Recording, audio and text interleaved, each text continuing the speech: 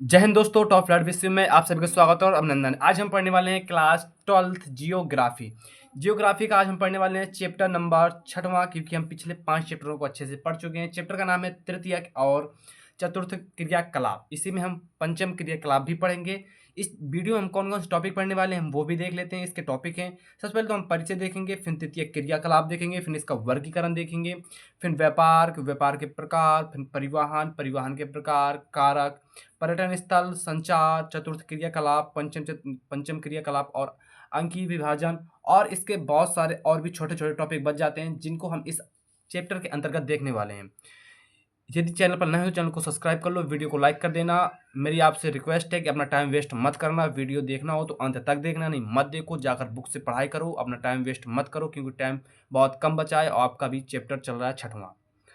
चलो हम इस चैप्टर को समझते हैं।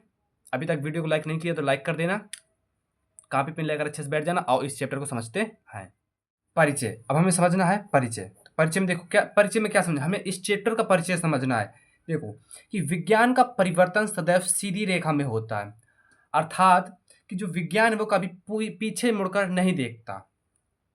यही कारण है कि मानव ने अपनी तकनीक को खोजकर पहले प्राथमिक क्षेत्रक, फिर द्वितीय क्षेत्रक, फिर तृतीय क्षेत्रक, चतुर्थ और पंचम क्रियाकलाप के द्वार खोल लिए हैं।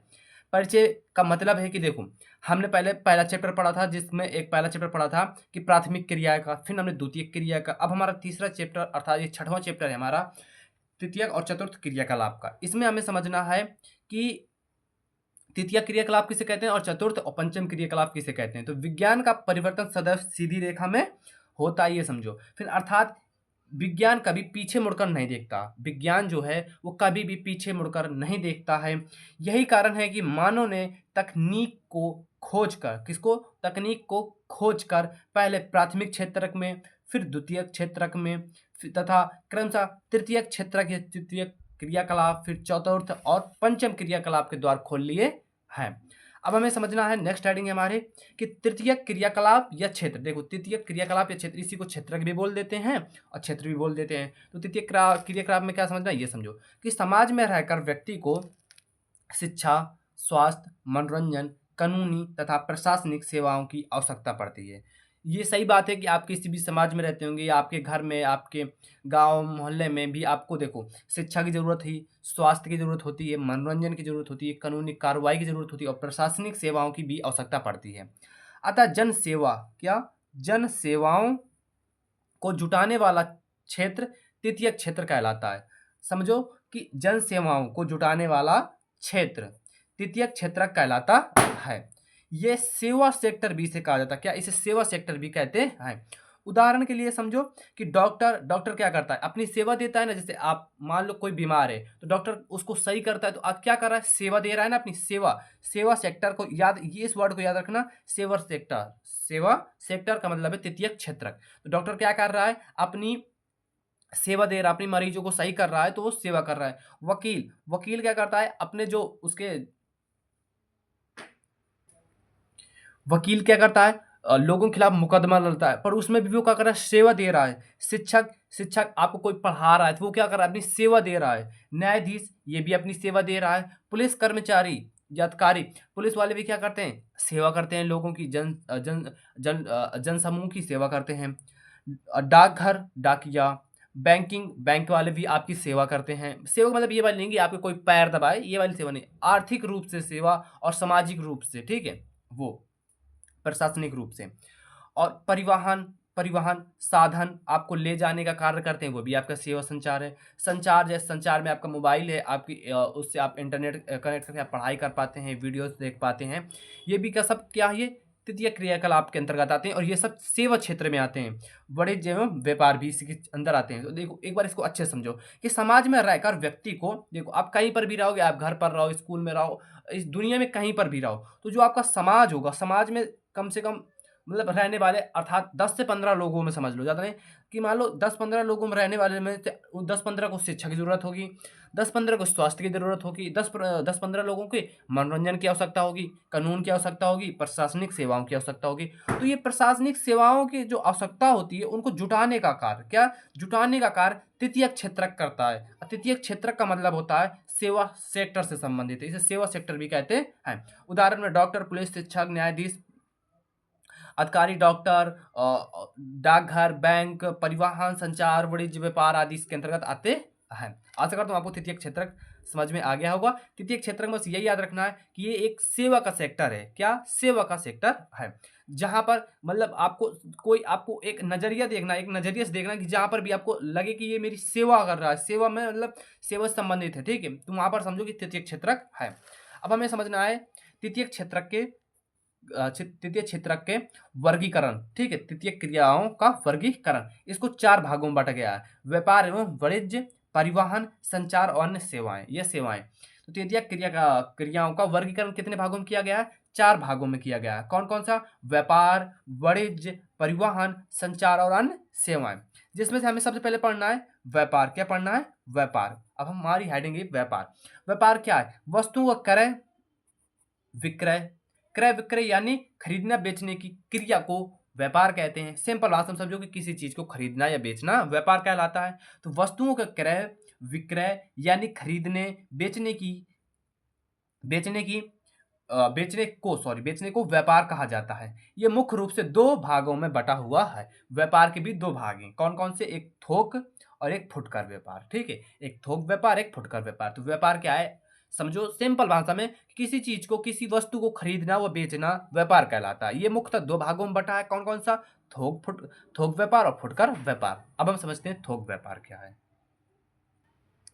अब समझो थोक व्यापार क्या है।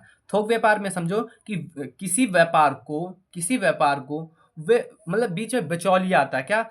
इस व्यापार को वे बिचौलिया स्थापित करते हैं जो विनिर्माता से सीधे सामान उपलब्ध कराते हैं। इसी पूरी प्रक्रिया से बड़ी संख्या में लोग संलग्न होते हैं, वे रोजगार प्राप्त करते हैं। इसी को थोक व्यापार कहते हैं। जैसे कि आप समझो कि किसान से डायरेक्ट अनाज को खरीद कर, अनाज को खरीद कर उसका रूपांतरित करके उसको दूसरे प्रकार में बेच देते हैं, ठीक है। तो थोक मतलब उससे इकट्ठा माल खरीद लेना। जैसे आप मान लो कि कहीं, मान लो दिल्ली गए। कहाँ गए? दिल्ली गए, ठीक है। दिल्ली से आप एक साथ कम से कम मान लो कि आप 1 लाख कपड़े ले आए। क्या? थोक में 1 लाख कपड़े ले आए। उसको आकर आपने उसको फिर उसमें देखो 1 लाख कपड़े लाओगे तो उसमें रोजगार प्राप्त होगा, उसमें कई लोग संलग्न होंगे, बड़ी संख्या में लोगों की जरूरत होगी। तो बस यही है थोक कि इस व्यापार में वो लोग होते हैं जो बिचौलिए स्थापित करते हैं। कौन करता है? बिचौलिए स्थापित करते, बीच के बंदा स्थापित करता है, ठीक है। इसमें क्या होता है कि जो निर्माता होता है, विनिर्माण अर्थात सामान वस्तु का जो निर्माता होता है, उससे वो सीधे खरीद लेता है, सीधे सामान को उपलब्ध कराता है, अर्थात सीधे उसको खरीद लेता है। फिर उसकी पूरी प्रक्रिया, इसी प्रक्रिया को क्या कहते हैं? थोक व्यापार कहते हैं। थोक व्यापार को समझने के बाद अब हम समझेंगे फुटकर व्यापार क्या है। अब मान लो जब दिल्ली से आप गए, दिल्ली से आप 1 लाख कपड़े लेकर आए। अब उस 1 लाख कपड़े को आपने कम से कम 1,000 लोगों को आपने बेच दिया थोक के भाव में। किसमें? थोक के भाव में बेच दिया। फिर उनमें से उन्होंने जाकर किसी ने फुटकर दुकानें लगा ली, रेडी अर्थात ठेलिया में दुकानें लगा ली, या कहीं सड़क के किनारे मेलों में दुकानें लगाकर वो बेचने लगे। क्या? फुटकर कर बेचने लगे। 1 लाख में एक के पास 100 आ गए। कितने? अब मान लो कि कितना? 1 लाख मतलब वो लेके आया कितना? 1 लाख कपड़े लेकर आए। 1 लाख कपड़े लेके आने के बाद वो क्या करेगा कि 100 लोगों को क्या करेगा? 100 जोड़ी कपड़े दे देगा, जिसमें से वो कोई दुकान पर जाकर लगा लेगा, कोई रेडी पर, कोई कहीं पर, मतलब ऐसा खुले स्थान पर भी दुकानें लगा सकता। उसी को फुटकर मतलब एक एक करके सामान बेचने लगे। उन्हें थोक में नहीं बेचना पड़ा, और वो एक वस्तु की बेचेगी तब उनके पास इनकम आएगी। जो थोक में होता है वो डायरेक्ट मतलब एकदम में बहुत ज्यादा माल बिक जाता है, ठीक है। उसी को समझो कि फुटकर व्यापार क्या है कि इस व्यापार में उपभोक्ता वस्तुओं को प्रत्यक्ष रूप से खरीदता है। कैसे? प्रत्यक्ष रूप से खरीदता है। इसके अंतर्गत फुटकर दुकानें, रेडी अर्थात ठेली वाले, स्वचालित बिक्री मशीनें या डाक आदि आदि आते हैं। इसके अंदर बहुत सारे क्षेत्र आ जाते हैं। इस व्यापार में उपभोक्ता वस्तुओं को प्रत्यक्ष रूप से खरीदता है। इसके अंतर्गत फुटकर दुकानें, रेडी वाले, स्वचालित बिक्री मशीनें, डाक आदेश आदि आते हैं।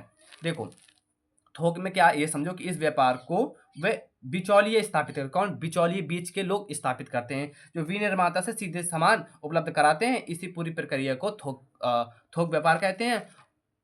और फुटकर व्यापार में सोच के इस व्यापार में उपभोक्ता वस्तुओं को प्रत्यक्ष रूप से खरीदता है और उसके अंतर्गत फुटकर दुकानें, रेडी वाले, स्वचालित बिक्री मशीन, डाक आदि के अंतर्गत बेचते हैं। नोट पॉइंट में समझो। उत्पादक, इसी को विनिर्माता कहते हैं। उत्पादक अर्थात बनाने वाला, किसी वस्तु को बनाने वाला। फिर उत्पादक बनाने वाले से वस्तु कहाँ जाएगी? थोक वाले के पास। कहाँ जाएगी? थोक व्यापारी के पास।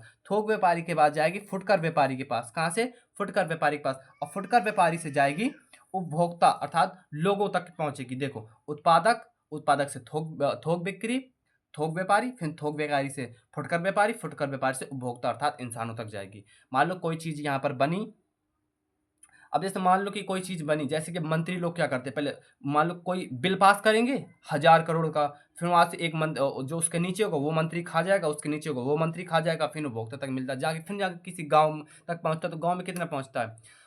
10-12 करोड़। और कहाँ से 1000 करोड़ का लोन पास करते हैं, वो आके मिलता थोड़ा सा। ऐसे ही ये उत्पादक और थोक बाजार। ठीक है। अब हमें समझना है व्यापारिक केंद्र क्या। अब हमें समझना है व्यापारिक केंद्र क्या। तो व्यापारिक केंद्र समझते हैं कि व्यापार और वाणिज्य का सारा काम कस्बों और नगरों में होता है, जिन्हें व्यापारिक केंद्र कहा जाता है। व्यापार सर्वाधिक कहाँ होता है? एक तो कस्बों में होगा और नगरों में होगा। कहाँ होगा? कस्बों में और नगरों में। गांवों में व्यापार कम होता है, ये शहरों में अधिक होता है। व्यापारिक केंद्र कहाँ होते हैं? ये शहरों में अधिक होते हैं, गांवों में कम होते हैं। तो ये ध्यान देना कि व्यापार और वाणिज्य का सारा काम कस्बों और नगरों में होता है, जिन्हें व्यापारिक केंद्र कहा जाता है। व्यापारिक केंद्र के स्थान कहाँ कहाँ हो सकते हैं, ये समझो। तो एक पहले तो ग्रामीण बाजार केंद्र, नगरीय बाजार, आवधिक बाजारें। देखो, ग्रामीण बाजार केंद्र को, बाजार को विपणन भी बोलते हैं। क्या? विपणन। विपणन का मतलब होता है किसी चीज को खरीदना, उसको बेचना, बेचने के बाद तक वो चलना, उसी को विपणन कहते हैं। फिर नगरीय बाजार, बाजार केंद्र, यहाँ पर नगरीय विपणन केंद्र, ग्रामीण विपणन केंद्र और आवधिक बाजारें। ग्रामीण विपणन केंद्र अर्थात ग्रामीण बाजार केंद्र, ये अर्धनगरीय होती हैं। कैसी होती हैं? ये अर्धनगरीय केंद्र हैं तथा निकटवर्तीय बस्तियों का पोषण करते हैं। जो निकटवर्ती बस्ती होती है उनका पोषण करते हैं। इनमें अधिकांश केंद्रों में थोक बाजार और फुटकर व्यापार भी शामिल होते हैं। कैसे? फुटकर व्यापार भी शामिल होते हैं। ग्रामीण विपणन केंद्र में समझो कि ये अर्ध नगरीय केंद्र हैं तथा निकटवर्ती बस्तियों का पोषण करते हैं। इनमें से अधिकांश केंद्रों में थोक बाजार और कुछ फुटकर व्यापार भी इसमें शामिल होते हैं। ये था हमारा ग्रामीण विपणन केंद्र। आशा करता हूँ आपको ये समझ में आ गया होगा। अब हम समझते हैं नागरीय बाजार केंद्र और फिर समझेंगे आवधिक बाजार केंद्र क्या है। समझो, नागरिक बाजार केंद्र या नागरीय विपणन केंद्र। नगरीय बाजार केंद्रों में और अधिक विशिष्टकृत नगरीय सेवाएं मिलती हैं। ये नगरों में स्थित होते हैं और ये नगरवासियों की सेवा करते हैं। नगरवासी क्या करते हैं? नगर की वासियों की सेवा करते हैं नगरीय बाजार में, कि नगरीय बाजार केंद्रों में और अधिक विशिष्टकृत नगरीय सेवाएं मिलती हैं।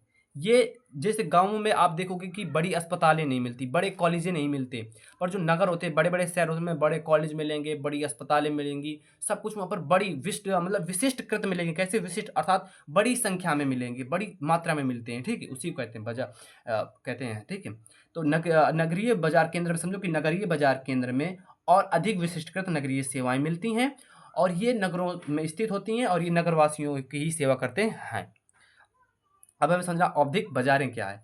जिन ग्रामीण क्षेत्रों में नियमित बाजार नहीं होती है, मान लो कहीं कहीं नियमित बाजार नहीं लगती। अब मान लो कि जो शहर हैं उनमें परमानेंट बाजार लगती है कि आप कहीं से भी जाकर आलू खरीद लो, कहीं से भी जाकर टमाटर खरीद लो, कहीं से भी जाकर भाटा खरीद लो, या फिर आप सेब खरीद लो, मार्केट में फल फ्रूट खरीद लो। पर जो आवधिक बाजारें होती हैं वहाँ पर कुछ समय के लिए ही मार्केट लगती हैं, कुछ 1-2 दिन के लिए गाँव में लगा करती। अब देखो, हर गाँव में जहाँ तक मार्केट लगने लगेगी 1 दिन के लिए नहीं या 2 दिन के लिए नहीं। तो समझो कि जिन ग्रामीण क्षेत्रों में नियमित बाजार नहीं होती है, वहाँ पर विभिन्न कालिक अंतरालों पर स्थानीय आवधिक बाजारें लगाए जाते हैं। ये साप्ताहिक या पाक्षिक होते हैं। पाक्षिक मतलब 15 दिन में लगने वाले। ठीक है, जो आसपास के ग्रामीण लोगों की आवश्यकताओं को पूरा करते हैं। आवधिक बाजारों में देखो, सिंपल भाषा में आपको समझना है कि ये जिन ग्रामीण क्षेत्रों में नियमित बाजार नहीं लगती है, वहाँ पर कुछ दिन बाद, कुछ अंतराल बाद, अर्थात 7 दिन बाद या 15 दिन बाद वहाँ बाजार लगती है और जो वहाँ के आसपास के लोगों को की आवश्यकताओं को पूरा करती है। ये हमारा आवधिक बाजार। अब हम समझते हैं नेक्स्ट आएंगे इसके। हमारा नेक्स्ट टॉपिक है, अब हमें समझना है परिवहन के बारे में कि परिवहन क्या है। तो वस्तुओं और व्यक्ति को एक क्षेत्र से दूसरे क्षेत्र लाने और ले जाने की सेवा को परिवहन कहते हैं। देखो परिवहन क्या है, अब मान लो कि किसी के पास क्या है, चार पहिया है। क्या है, चार पहिया। अब वो चार पहिया क्या करेगी, किसी को ले जाएगी और छोड़ देगी यहाँ कर। उसी तरह समझो कि वस्तु और व्यक्ति को एक क्षेत्र से दूसरे क्षेत्र में लाने और ले जाने की सेवा को परिवहन कहा जाता है। परिवहन सबसे मुख्य सेवाओं में से एक है। बाकी सभी सेवाएं प्रत्यक्ष या अप्रत्यक्ष रूप से परिवहन पर निर्भर होती हैं। मतलब कुछ भी हो, मतलब परिवहन सबसे मुख्य है, जिसमें से जो सभी वस्तुएं होती है अर्थात सभी सेवाएं होती हैं वो प्रत्यक्ष रूप से या अप्रत्यक्ष रूप से परिवहन पर निर्भर होती हैं। अब हमें समझना है परिवहन को प्रभावित करने वाले कारक कौन कौन से हैं। तो समझो पहले तो भू क्षेत्र अर्थात भूमि का क्षेत्र, विकास का स्तर। अब इस परिवहन है, अब आप देखो, अब देखोगे कि बहुत से ऐसे गांव हैं जहां पर कच्ची सड़कें के बाद वहां पर पानी भरा रहता है, गड्ढे हैं। अब देखो हाईवे भी हैं, उन पर गड्ढे बने रहते हैं। तो विकास का क्षेत्र होना चाहिए, मतलब अच्छे रोड होने चाहिए, अच्छी सड़कें होनी चाहिए। भू क्षेत्र अर्थात जमीनें अच्छी होनी चाहिए। परिवहन के साधनों की उपलब्धता अच्छी होनी चाहिए। मार्गों की स्थिति अर्थात मार्गों की स्थिति मैंने आपको जैसे बताया कि मान लो कोई सड़क है, ठीक है, अब सड़क के बीच में कहीं गड्ढा है, तो ऐसे में दुर्घटना होने के चांस है। इसलिए मार्गों की स्थिति अच्छी होनी चाहिए और इन परिवहन की मांग होनी चाहिए। अब आपके पास परिवहन तो है, मान लो आपके पास अच्छी कोई गाड़ी है पर आप उसका यूज नहीं कर पा रहे, तो क्या मतलब, वो हमारे लिए व्यर्थ ही है ना। इसलिए हमें मार्ग अच्छा होना चाहिए, मार्ग की स्थिति अच्छी होनी चाहिए, हमें मांग होनी चाहिए और परिवहन के साधनों की उपलब्धता होनी चाहिए, विकास का स्तर होना चाहिए, भू क्षेत्र है, ये हमारे हैं परिवहन को प्रभावित करने वाले कारक। अब हमें नेक्स्ट और अच्छा पॉइंट समझना है जो हमारे बोर्ड एग्जाम की दृष्टि से इंपॉर्टेंट पॉइंट बन जाता है कि परिवहन में नोड और योजक का क्या मतलब है। योजना नहीं, योजक का क्या मतलब है। परिवहन में नोड और योजक का क्या मतलब है, क्या अर्थ है। तो दो अथवा अधिक मार्गों की संधि स्थल, एक उद्गम बिंदु अथवा मार्ग के सहारे कोई बड़ा कस्बा या शहर नोड कहलाता है। क्या नोड कहलाता है। प्रत्येक सड़क जो दो दो जोड़ती हैं जो प्रत्येक सड़क जो दो जोड़ती है उन्हें योजक कहा जाता है। ये आपका प्रश्न ही है डायरेक्ट, ये समझो, और ये इंपॉर्टेंट भी है आपके बोर्ड एग्जाम की दृष्टि से, क्योंकि ये क्वेश्चन पूछ लेता है कि परिवहन में नोड और योजक का क्या मतलब है। तो दो या दो से अधिक मार्ग की संधि स्थल, एक उद्गम बिंदु से बड़े शहर तक का कस्बा, ये बड़े शहर तक का कस्बा तय करती है, उसी को नोड कहा जाता है। और प्रत्येक सड़क में दो मार्ग जोड़ती है, उसे योजक कहा जाता है। हमारा नेक्स्ट टॉपिक है पर्यटन। क्या, पर्यटन का मतलब ये समझो कि पर्यटन स्थल होते हैं, वो स्थल होते हैं जहाँ पर घूमने फिरने जाया जाता है, पिकनिक मनाने, ये छुट्टियों में जहाँ पर जाया जाता है, ये होता है पर्यटन। तो पर्यटन को अच्छे से समझो कि पर्यटन एक यात्रा है। क्या है, एक पर्यटन एक यात्रा है जो व्यापार की बजाय आमोद प्रमोद के उद्देश्य से अधिक की जाती है। अर्थात इसका क्या मतलब है, पर्यटन एक यात्रा है। क्या, एक यात्रा जिसमें व्यापार की वजह आनंद आनंद आमोद प्रमोद का मतलब होता है आनंद, मौज मस्ती के उद्देश्य से ये अधिक की जाती है। ठीक है, पर्यटन में लोग अपने निवास स्थलों पर, कार्य स्थलों से अस्थायी तौर पर थोड़े समय के लिए अन्य स्थानों पर जाकर मनोरंजन करते हैं। जो देखो आ, आप जैसे कहीं पर पर्यटक स्थल बने, कहीं पर भव्य मंदिर बना है जैसे ताजमहल है, तो वहाँ पर क्या करते हैं कि कुछ लोग होते हैं वो अपना काम के साथ साथ में कुछ टाइम निकाल कर वहाँ पर स्थायी रूप से या अस्थायी रूप से वहाँ पर जाते हैं, वहाँ पर घूमते फिरते हैं। उसी को मतलब जो ताजमहल है वो हमारा एक क्या पर्यटन स्थल है। तो पर्यटन स्थल क्या समझो कि पर्यटन एक यात्रा है जो व्यापार की बजाय आमोद प्रमोद के उद्देश्य से अधिक की जाती है। पर्यटन में लोग अपने निवास स्थलों एवं कार्यस्थलों से अस्थायी तौर पर थोड़े समय के लिए अन्य स्थलों पर जाकर मनोरंजन करते हैं, इसी को पर्यटन कहा जाता है।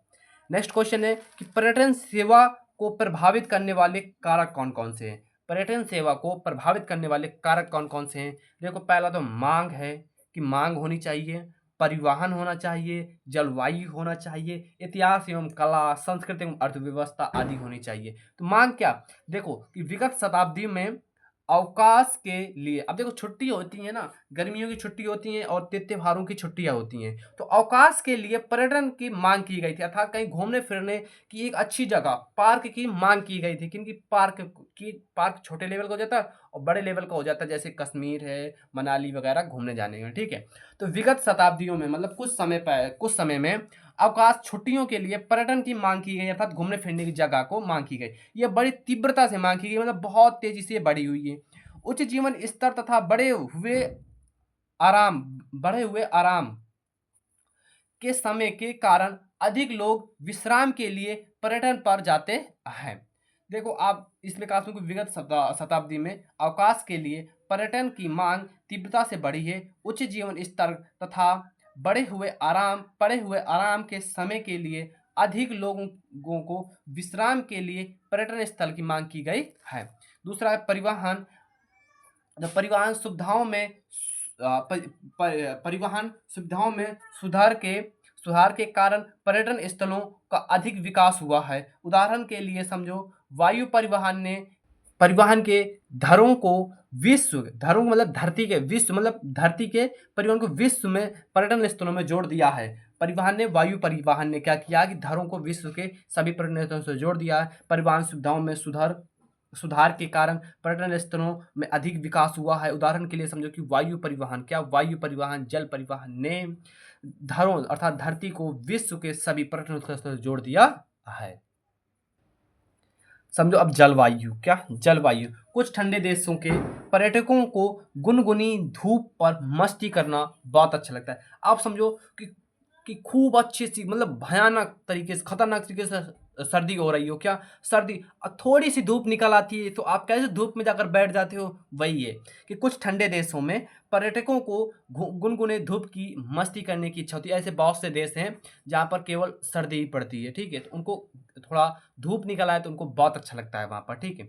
चौथा पॉइंट समझो कि इतिहास एवं कलाएं। इतिहास एवं कला क्या है, इसमें इतिहास की कुछ प्राचीन मंदिर होने चाहिए, प्राचीन पुरातात्विक होने चाहिए, प्राचीन शहर होने चाहिए, घूमने फिरने के लिए खंडारा वगैरह होने चाहिए, तो बहुत अच्छा लगता है। देखो समझो कि इतिहास एवं कला, प्राचीन काल के इतिहास से संबंधित स्थल एवं पुरातात्विक महत्व के भवन पर्यटकों के लिए आकर्षण स्थल होते हैं। जैसे कि देखो आपने ऐसे बहुत सारे मंदिर सुने होंगे, जैसे कि झांसी का किला सुना है ना, झांसी का किला, उसमें बहुत सारे लोग घूमने जाते हैं। जैसे दिल्ली का किला है, ताजमहल है, ये इतिहास का तो है और इनमें लोग बड़ी संख्या में लोग घूमने जाते हैं। पांचवें नंबर में है सांस्कृतिक और अर्थव्यवस्था। विविध सांस्कृतिक और परंपराओं को पसंद करने वाले लोग पर्यटक के लिए निकल पड़ते हैं।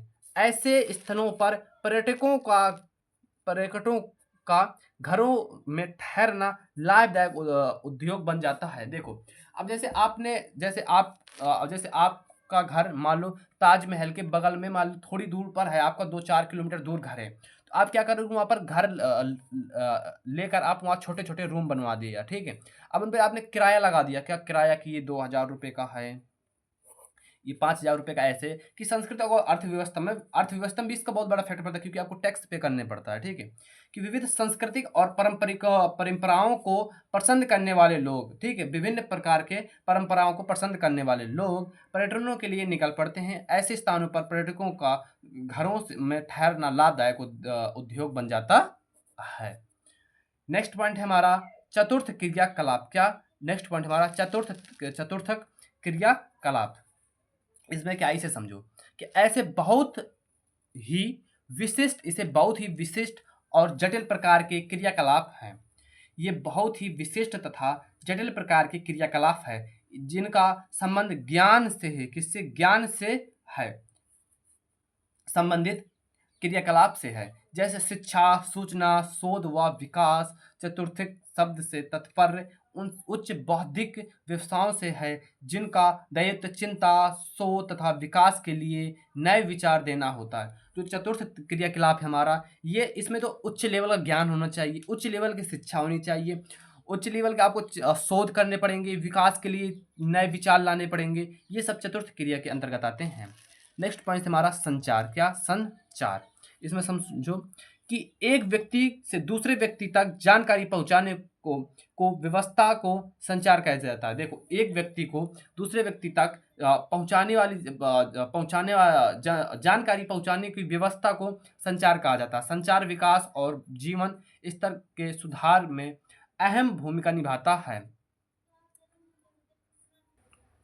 नेक्स्ट पॉइंट हमारा संचार के प्रकार। हमने संचार पढ़ा, अब संचार के प्रकार पढ़ना। संचार में देखो, संचार तो पहले तो संचार है, एक जनसंचार है, एक दूर संचार होता है कि दूर दूर तक लोगों को एक देश से दूसरे देश तक या बहुत दूर तक एक जनसंचार होता है। ठीक है, दो तीन प्रकार के संचार होते हैं। पहला संचार समझो कि एक व्यक्ति से दूसरे व्यक्ति के बीच जानकारी के आदान प्रदान को संचार कहा जाता है। ये पत्र मोबाइल द्वारा डाकिया द्वारा होता है। एक व्यक्ति को दूसरे व्यक्ति के बीच जानकारी के आदान प्रदान को संचार कहा जाता है। संचार के साधन हैं मोबाइल और पत्र। जनसंचार समझो, जन का मतलब होता है लोग। क्या? जन का मतलब होता है लोग। जनसंचार एक स्रोत से अनेकों व्यक्तियों के बीच जानकारी पहुंचाने की प्रक्रिया को जनसंचार कहा जाता है। इसमें जनसंचार के साधन हैं टीवी में, देखो जिनके पास टीवी है उनको टीवी से न्यूज़ पता चल जाएगी, रेडियो, इंटरनेट आदि इसमें शामिल हैं। नेक्स्ट पॉइंट है हमारा पंचम क्रियाकलाप। ये पंचम क्षेत्रक। पंचम क्रियाकलाप में समझो कि पंचम क्रियाकलाप से आशय उच्च स्तरीय निर्णय लेकर नीतियों के निर्माण करने से लाया जाता है। इनमें और ज्ञान अत्यधिक आधारित चतुर्थ क्रियाकलापों में सूक्ष्म अंतर होता है। समानता पंचम क्रियाकलाप उन क्रियाओं का कहा जाता है जो सेवाओं में नवीन और वर्तमान विचारों की रचना करते हैं। देखो, इसमें सिंपल भाषा में समझो कि इसमें निर्णय लेने की क्षमता होनी चाहिए। जैसे कि एसडीएम आईएएस का पेपर देते हैं तो इंटरव्यू में नहीं पूछता, ऐसे कि पंचम क्रियाकलाप से आशा है कि उच्च स्तरीय निर्णय लेकर नीतियों का निर्णय करना और इनमें आधारित चतुर्थ क्रियाकलाप से सूक्ष्म अंतर होता है। कितना सूक्ष्म अंतर होता है? चतुर्थ क्रियाकलाप से सूक्ष्म अंतर होता है। समानता पंचम क्रियाकलाप उन क्रियाकलाप को कहा जाता है जो सेवाओं में नवीन और वर्तमान में विचारों की रचना करती है। नेक्स्ट पॉइंट है हमारा बहतम स्रोत। क्या? बहतम स्रोत अपने समझना, ये समझो कि बहतम स्रोत से आशय है कि ठेके पर काम कराने से होता है। किससे? देखो, बाह्यम स्रोत से मतलब है कि ठेके पर काम कराने से है, जिसमें क्षमता या दक्षता को सुधारने तथा लागत को घटाने के लिए बाह्यम अधिकारक को काम सौंपा जाता है। बाह्यम स्रोत क्या है? ये समझो कि बाह्यम स्रोत से आशा है कि काम जो होता है उसे ठेका से करवाया जाता है, जिससे में दक्षता अर्थात क्षमता ज़्यादा हो, सुधारने की तथा और लागत घटाने के लिए बाह्यतम अभिकारक को काम सौंपा जाता है। बाह्यम स्रोत के 2 पॉइंट और उनको समझ लेते हैं कि ये बाह्यम स्रोत के कारण ही भारत, चीन, पूर्वी यूरोप, इजराइल, फिलीपींस और कोस्टारिका आदि देशों में बड़ी संख्या में कॉल सेंटर स्थापित किए गए हैं। दूसरा समझो कि बाह्य स्रोत ने इन देशों में रोजगार के नए अवसरों को सृजन तीव्रता से किया है, अर्थात बहुत तीव्रता से बढ़ाया है। नेक्स्ट पॉइंट है हमारा ज्ञान आधारित बहतम स्रोत, KPO। ठीक है, ये सूचना प्रेरित ज्ञान का बाह्य स्रोत है जिनमें विशेषताएं किसी विशिष्ट ज्ञान या कौशल की आवश्यकता होती है। इनमें उच्च श्रेणी के कुशल कर्मी अर्थात कर्मचारी संलग्न होते हैं। इनमें ई लर्निंग, अनुसंधान और विकास क्रियाएं आदि होती हैं। ये सूचना प्रेरित ज्ञान का बाह्य स्रोत होता है जिसमें विशेषता किसी विशिष्ट ज्ञान अर्थात सबसे अलग ज्ञान होना चाहिए, इसमें कौशल भी अलग होना चाहिए, इसमें आवश्यकता होती है। इनमें उच्च श्रेणी के कुशल कर्मचारी संलग्न होते हैं अर्थात जुड़े होते हैं, जैसे कि ई लर्निंग, अनुसंधान और विकास क्रियाएं। ठीक है, नेक्स्ट टॉप पॉइंट हमारा होम शोरिंग क्या है? होम शोरिंग क्या है? किसी कंपनी द्वारा अपने कर्मचारियों को या कर्मियों को घर बैठकर काम करने की सुविधा प्रदान करना होम शोरिंग कहलाता है। यह सूचना प्रक्रम क्षेत्र से संबंधित व्यवसाय जो इंटरनेट से जुड़े होते हैं ये अधिक प्रचलित हैं। किसी कंपनी द्वारा कर्मचारियों को, किसी कंपनी मतलब कोई कंपनी है उसमें कर्मचारी है, कर्मचारी कंपनी में जाकर ना काम करके घर पर बैठकर काम करता है, उसी को होम शोरिंग कहते हैं। नेक्स्ट क्वेश्चन है, ये टॉपिक हमारा श्रृंखला भंडार क्या है। एक भंडार चलाने के लिए अनुभवों को अन्य भंडार पर लागू करने के अनेक जगह अनेक व्यापारिक प्रतिष्ठान चलाना श्रृंखला भंडार कहते हैं। श्रृंखला भंडार में समझो कि एक भंडार चलाने के अनुभव को अन्य भंडार पर लागू करके अनेक जगह पर अपने व्यापारिक प्रतिष्ठान चलाना श्रृंखला भंडार कहा जाता है। नेक्स्ट पॉइंट समझो, अंकीय विभाजन। क्या अंकीय विभाजन क्या है कि सूचना और संचार प्रौद्योगिकी एवं आधारित विकास से मिलने वाले अवसरों का वितरण पूरे ग्लोब अर्थात पूरे विश्व पर असमान रूप से वितरित है। सूचना और संचार प्रौद्योगिकी तक सभी देशों की समान पहुंच नहीं होती है। विकसित देश इस दिशा में आगे बढ़ गए हैं, जबकि विकासशील देश पिछड़े गए हैं। इसी को अंकीय विभाजन कहा जाता है। अंकीय विभाजन में आप सिंपल सी भाषा में समझो कि सूचना और संचार में ये सभी पूरे ग्लोब में असमान रूप से वितरित है, समान रूप से वहां नहीं पहुंच सकती है, और कुछ देश इसमें बहुत आगे निकल गए हैं। जो विकसित देश है उन आगे निकल गए हैं, जो विकासशील देश है वो पिछड़ गए हैं। इसी को हम अंकीय विभाजन कहा जाता है। ये बोर्ड एग्जाम में आपके पूछा जा चुका है। नेक्स्ट क्वेश्चन नहीं है, मतलब कुछ टॉपिक थे उनको मैंने सोचा क्लियर कर दिया जाए, क्योंकि यहाँ से क्वेश्चन बन जाता है कि लाल रंग का क्या मतलब है, स्वर्ण रंग का क्या मतलब है, श्वेत रंग का मतलब होता है सफ़ेद रंग। क्या श्वेत रंग का मतलब होता है सफ़ेद रंग, क्या सफ़ेद रंग, ठीक है। और नीला रंग, तो लाल रंग का मतलब होता है प्राथमिक क्रियाएं। अब पेपर में पूछता है कि लाल रंग का क्या मतलब है, तो आपको प्राथमिक क्रिया याद रखना और प्राथमिक क्रिया की परिभाषा आपको लिख देनी है। स्वर्ण रंग का क्या मतलब है, स्वर्ण रंग मतलब उच्च, बहुत ज्यादा उच्च, और बहुत ज्यादा उच्च मतलब पंचम क्रियाएं, और बहुत ज्यादा उच्च व्यक्ति कहाँ काम करते हैं, पंचम क्रियाओं में काम करते हैं। तो स्वर्ण मतलब सोना, तो स्वर्ण रंग कहाँ होगा, पंचम क्रिया में। श्वेत या सफेद या उच्च प्रौद्योगिकी की कुशल श्रम होते हैं, उच्च प्रौद्योगिकी के कुशल श्रम होते हैं। और नीला जो रंग होता है ये वास्तविक उत्पाद में लगा श्रमिक होता है। दोस्तों ये चैप्टर यहीं पर समाप्त होता है।